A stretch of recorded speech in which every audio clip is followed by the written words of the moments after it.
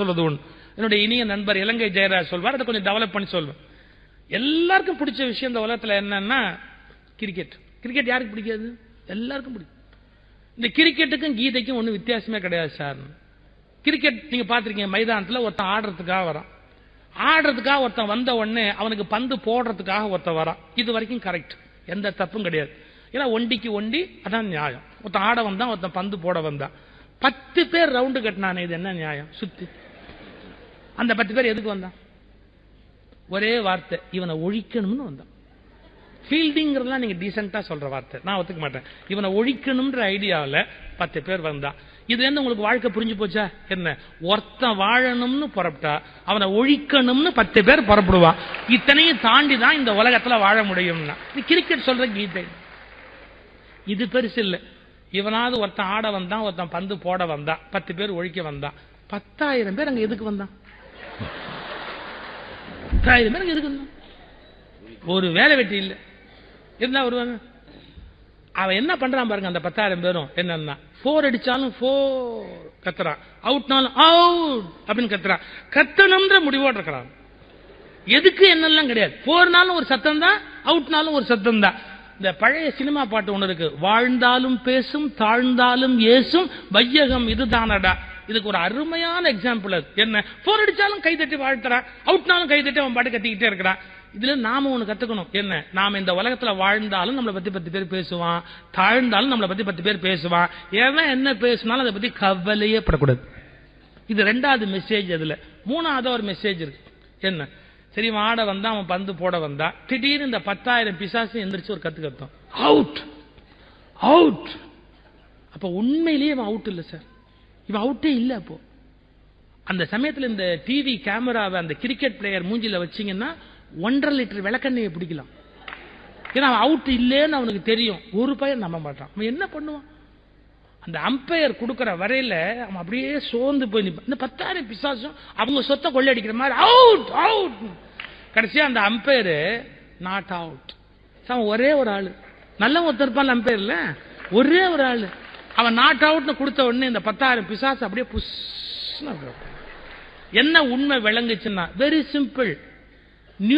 அதாவது நியூமரிக்கல் ஸ்ட்ரெங்க்த்னு சொல்ற 10,000 எவ்வளவு பெரிய எண்ணிக்கை, நியூமரிக்கல் ஸ்ட்ரெங்க். அம்பையர்ங்கிறவன் யாரு? ஒத்த ஆளு. நியூமரிக்கலா கணக்கு பார்த்தா 1, அது 10,000.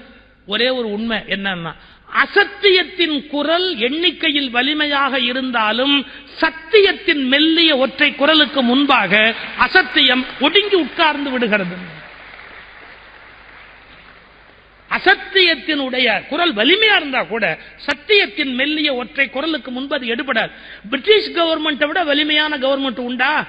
ஆமா. மகாத்மா காந்தியை விட இந்த உலகத்துல எளிமையான ஒரு மனுஷன் உண்டா?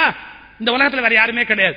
ஆனா இவ்வளவு எளிமையான மனிதன் எப்படி அவ்வளவு பெரிய பிரிட்டிஷ் கவர்மெண்ட்டை சந்திக்க முடிஞ்சது, வீழ்த்த முடிஞ்சதுன்னா சத்தியத்தின் வலிமையினால் மட்டுமே அசத்தியத்தினுடைய ஆற்றலை அழித்து விட முடியும். இது எட்டர்னல் பிலாசபி. கடைசியா அவனு சொல்லி முடிச்சார். அதுக்குள்ளேயே நான் 3 சொன்ன 4வது ஒண்ணு இருக்கு. அதுல என்னன்னா, இவன் ஆட வந்தா, அவன் பந்து போட வந்தா, ஒழிக்கிறதுக்காக 10 பேர் வந்தான். 10 பேரும் அவசியமே கிடையாது.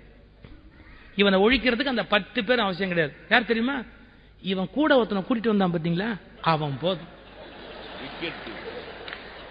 ஏன், ஓடப்படாத நேரத்துல ஓடி இவனை உள்ள இழுத்து விட்டு அப்புறம் அவன் சேஃபா மறுபடியும் அவன் நின்னுக்குவான். இவன் செத்தான்.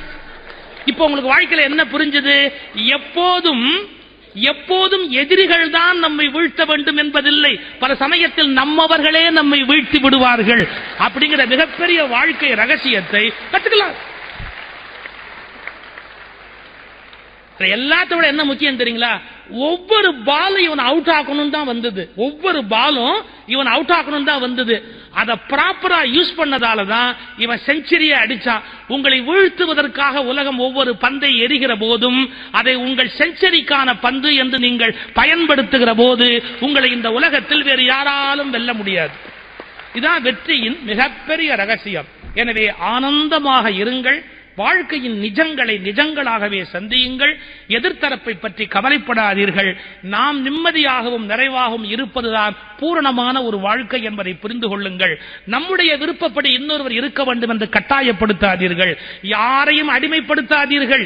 யாருக்கும் அடிமையாக இராதீர்கள். இதுதான் வாழ்க்கையின் மிக உன்னதமான வாழ்வியல் முறை என்பதை சொல்லி, இப்படி ஒரு சிறப்பை இத்தனை நல்ல ரசிகர்கள் முன்பு எனக்கு வழங்கியமைக்காக நகைச்சுவை மன்றத்துக்கு என் ஆத்மார்த்தமான நன்றியை தெரிவித்து,